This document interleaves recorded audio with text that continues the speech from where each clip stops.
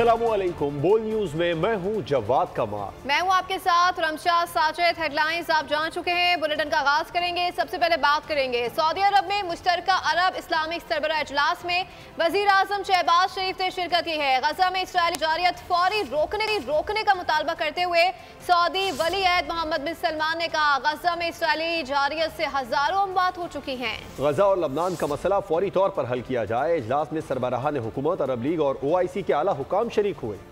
Saudi वली अहद मोहम्मद बिन सलमान ने गजा में Israeli जारियत फौरी तौर पर रोकने का मुतालबा कर दिया। रियाद में गजा, फलस्तीन समेत मशरिक़ वस्ता की सूरत हाल पर गौर के लिए मुश्तरका अरब इस्लामिक सरबराह इजलास से खिताब करते हुए मोहम्मद बिन सलमान ने कहा, गजा में इसराइली जारियत के बाइस हजारों अमवात हो चुकी हैं। गजा और लबनान का मसला फौरी तौर पर हल किया जाए। सरबराह इजलास से वज़ीर आज़म शहबाज शरीफ समेत सरबराहान मुमलिकत, अरब लीग और OIC के आला हुकाम शरीक हैं। इसराइल गजा में जंगी जराइम का मुर्तकिब हो रहा है। इसराइल फ़लस्तीन का वजूद मिटाने पर तुला हुआ है। तुर्क सदर रजब तैयब एर्दोगान का सऊदी अरब में अरब इस्लामिक सरबराह इजलास से खिताब। तुर्क सदर ने कहा, तमाम मुस्लिम ममालिक को मुत्तहिद होकर आवाज़ उठानी चाहिए। इजलास में इसराइली मज़ालिम का निशाना बनने वाले निहत्ते फ़लस्तीनियों से इज़हार यकजहती भी किया गया। वफाकी वज़ीर मजहबी उमूर चौधरी सालेह हुसैन ने हज पॉलिसी का ऐलान कर दिया। न्यूज़ कॉन्फ्रेंस में कहा कि सरकारी और निजी स्कीम के तहत हज कोटा 50% है। 12 साल से कम उम्र बच्चों को हज की इजाज़त नहीं दी जाएगी। वफात पर लवाकिन को 20 लाख रुपए इमदाद दी जाएगी। हज 10,75,000 रुपए में होगा।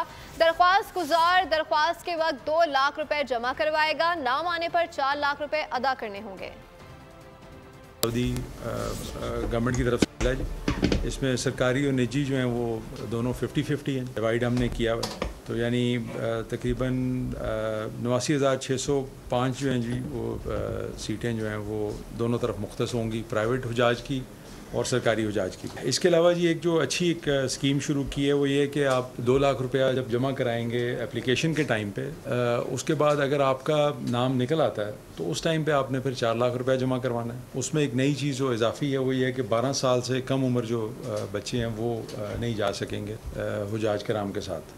हाजी फौत होता है, पहले 10 लाख रुपया थी, वो अमाउंट हमने बढ़ा के 20 लाख रुपया कर दी। और अगर कोई मेजर इंजरी भी होती है तो उसकी भी 10 लाख रुपया जो है वो अमाउंट है।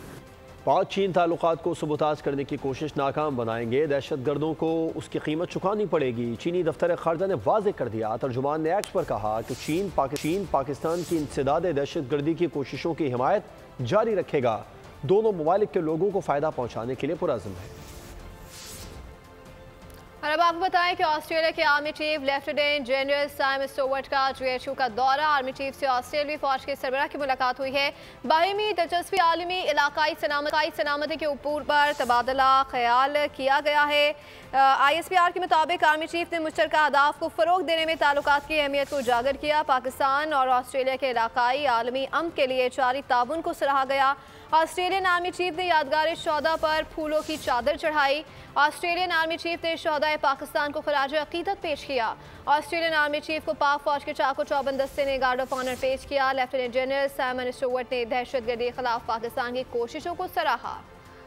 उधर सुप्रीम कोर्ट में टैक्स से मुतालिक केस की समाअत के दौरान आईनी बेंच के तस्करे पर दिलचस्प रिमार्क्स सामने आ गए। जस्टिस आयशा मलिक ने कहा कि ये केस आईनी बेंच सुनेगा, हम रेगुलर बेंच सुन रहे हैं।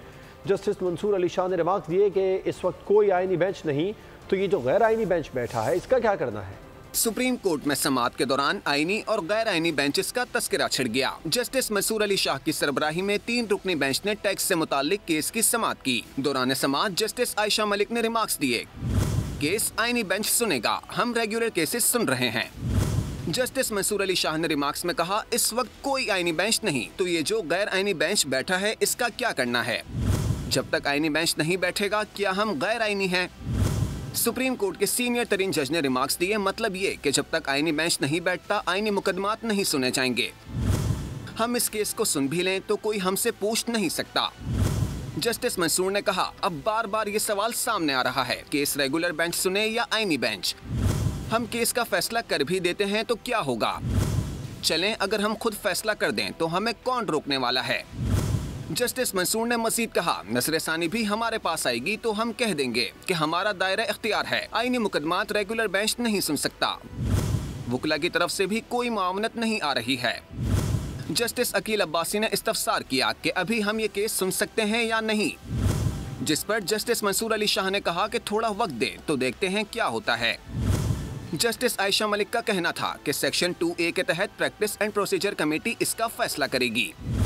जस्टिस मंसूर अली शाह ने मुस्कुराते हुए रिमार्क्स दिए कि हम सिर्फ गपशप लगा रहे हैं कि इसकी समाअत गैर मुअय्यना मुद्दत तक मुलतवी कर दी गई। इस्तेदादे दहशतगर्दी एक्ट में तरमीम 26वीं आनी तरमीम और जमहूरियत की तौहीन है। पाकिस्तान में इंसानी हकूक़ के तहफ़्फ़ुज़ और मईशत की बेहतरी के लिए किरदार अदा करना होगा।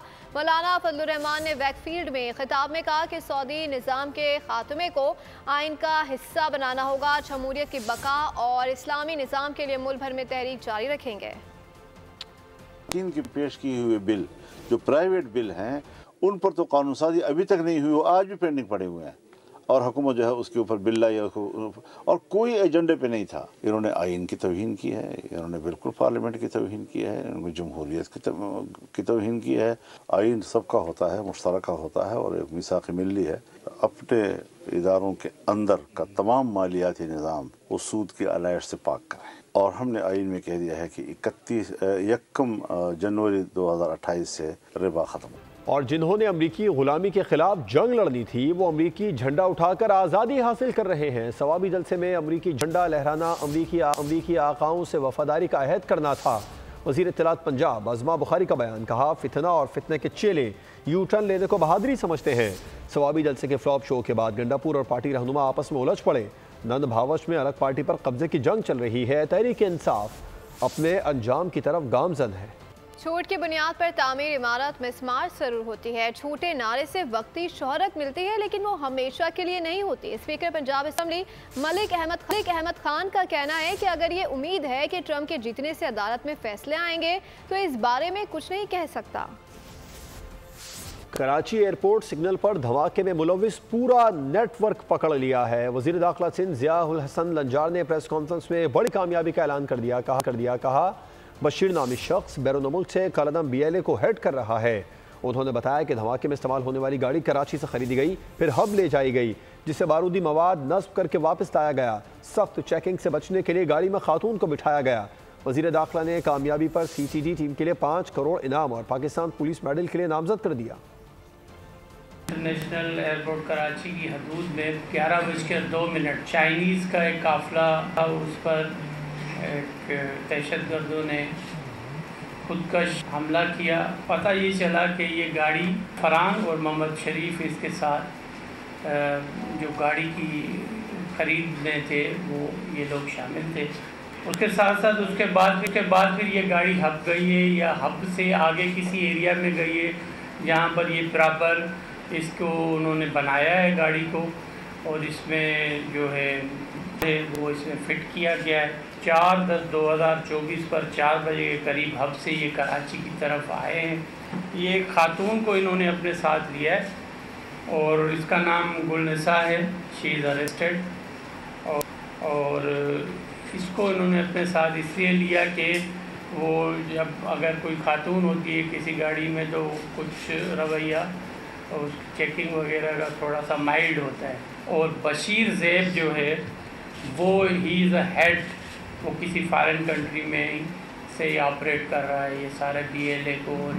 कायदे-ए-आज़म या पुलिस पाकिस्तान पुलिस मेडल है उसके लिए मैं रिकमेंड कर रहा हूँ इनको और उनके साथ साथ कैश रिवार्ड के लिए भी मैं ये जो पूरी टीम है उसके लिए 5 करोड़ रुपए का ऐलान कर रहा हूँ। जल्दबाजी और तेज रफ्तारी कराची में ट्रैफिक हादसात का सबब बनने लगी है। 24 घंटों में 4 मुख्तलिफ हादसात में बच्चे समेत 3 अफराद जाँ बहक और 7 जख्मी हो गए। हादसात Baldia town, Gulbai, Lyari expressway, docks और कलड़ी में पेश आए। कराची के इलाके बल्दिया पुलिस ट्रेनिंग सेंटर के करीब तेज रफ्तार बस ने मोटरसाइकिल को टक्कर मार दी। हादसे में एक बच्चा जाँ बहक, 2 शदीद जख्मी हो गए। बच्चे वालिद के हमरा स्कूल जा रहे थे। उधर गुलबाई लियारी एक्सप्रेसवे के करीब तेज रफ्तार गाड़ी खाई में जा गिरी। हादसे में 20 साला नौजवान जाँ बहक जबकि दीगर 2 नौजवान जख्मी हुए। जख्मियों की उम्र 18 और 22 साल है। हादसे में गाड़ी मुकम्मल तौर पर तबाह हो गई। मुतासर अफराद हॉक्स बे से वापस आ रहे थे। डॉक्स थाने की हुदूद फिशरी गेट नंबर 1 के करीब ट्रैफिक हादसे में जख्मी शख्स दौरान इलाज दम तोड़ गया। दुआ होटल के करीब ट्रैफिक हादसे में 2 अफराद जख्मी हुए। खुरम गुलजार,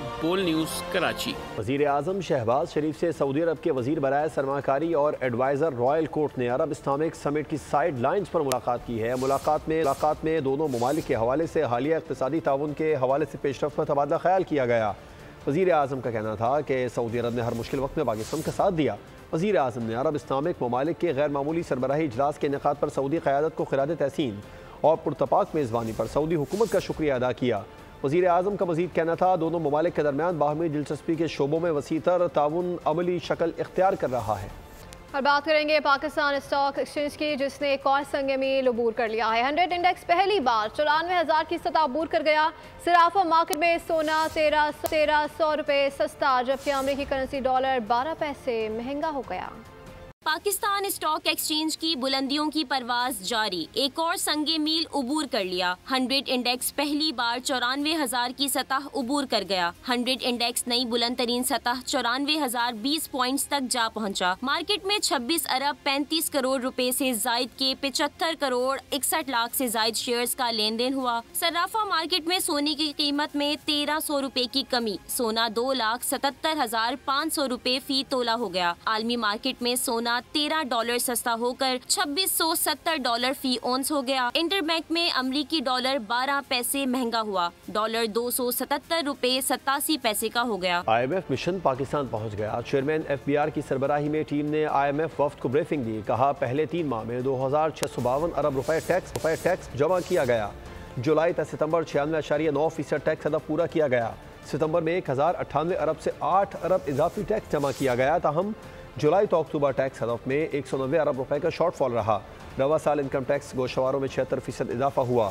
IMF मिशन की कल वजीर खजाना से मुलाकात का भी इम्कान है।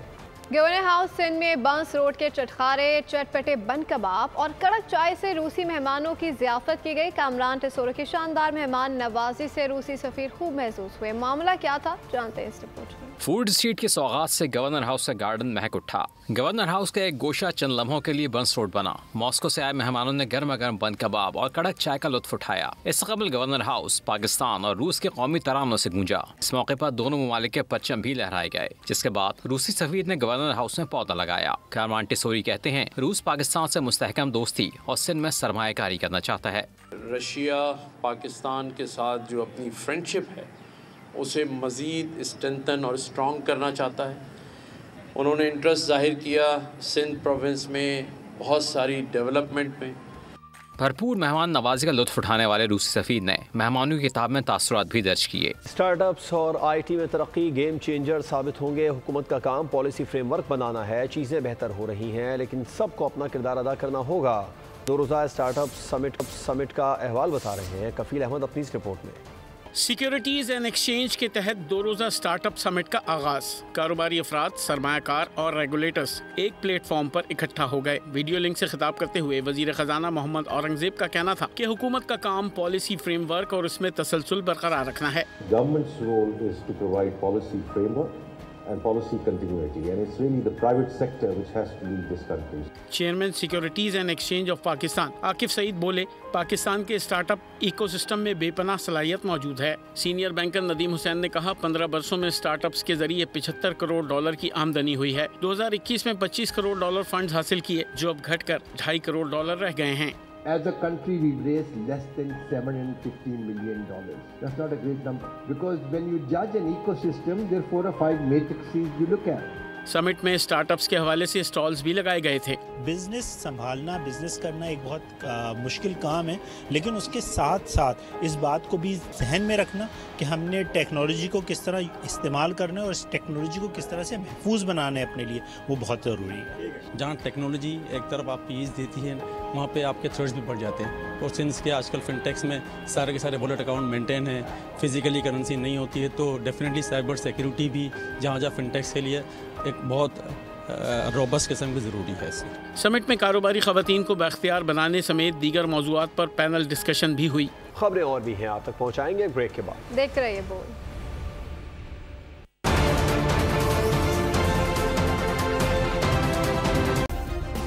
सब्सक्राइब करें और बेल दबाएं ताकि कोई खबर रह न जाए।